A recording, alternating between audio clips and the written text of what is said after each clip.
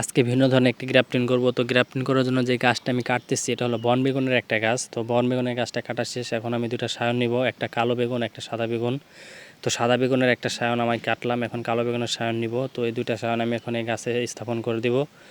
তো এটা করার সুবিধা হচ্ছে এই বেগুন গাছগুলা, যে বন বেগুন গাছগুলা হচ্ছে বনে বাজারে হয়, এটা অনেক পানি সহনশীল এবং সব পরিবেশের সাথে মানিয়ে চলতে পারে। এই জন্য এই গাছের উপর গ্রাফটিং করা হলে 12 মাস বেগুন খাওয়া যায় এবং বেগুন গাছের রুট ড্যামেজ হওয়ার কোনো সম্ভাবনা থাকে না।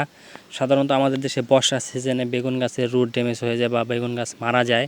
যদি এই বন বেগুন গাছের উপরে গ্রাফটিং করা হয় সেক্ষেত্রে গাছগুলো মারা যাবে না এবং দীর্ঘদিন এখান থেকে বেগুন খাওয়া যাবে। তো বন বেগুন সাধারণত এমনিতেই বনে বাঁধার হয়ে থাকে, ওটা বেগুন না, ওটা বেগুনেরই একটা প্রজাতি। গাছটা দেখতে একেবারে বেগুন গাছের মতো ছোট ছোট এক প্রকারের গোটা হয়, যেটা খাওয়া যায় না সাধারণত।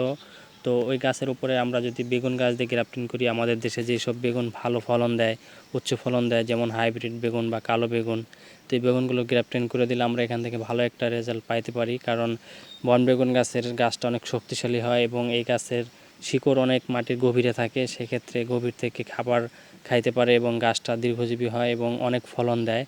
তো এভাবে আমি আর আগে করেছি, সাকসেস হয়েছে। আপনারা চাইলে এভাবে করতে পারেন, কারণ বন বেগুন গাছের উপরে সাধারণত বেগুনগুলো অনেক ভালো হয়ে থাকে। সবাই ভালো থাকবেন, আল্লাহ হাফেজ।